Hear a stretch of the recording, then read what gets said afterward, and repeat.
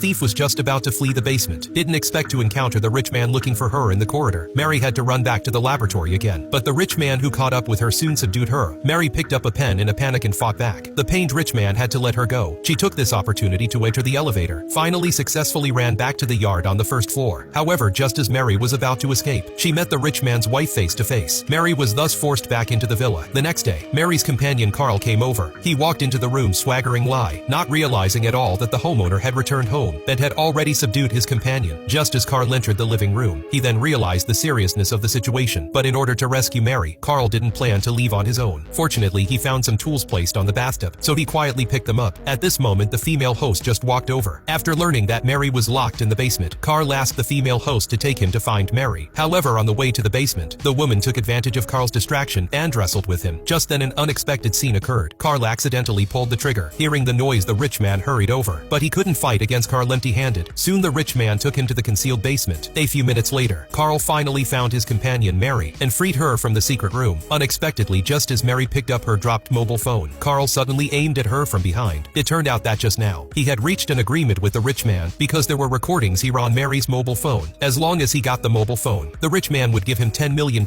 in cash. The rich man also walked over at this moment and asked Mary to hand over the mobile phone, but an accident happened. The monster in the laboratory suddenly attacked Carl. Mary took advantage of the chaos and ran out. Having lost his usefulness, Carl got what he deserved. Hearing the noise behind her, Mary took the initiative to go back and found the rich man, then handed over the mobile phone and begged him to let her go. However, just as the rich man got the mobile phone, he suddenly felt dizzy. It turned out that when she came back just now, Mary had stuck a sleeping pill on the back of the mobile phone. She pushed the rich man into the laboratory and locked the door tightly. With her strong will to survive, Mary finally escaped. The movie ends here.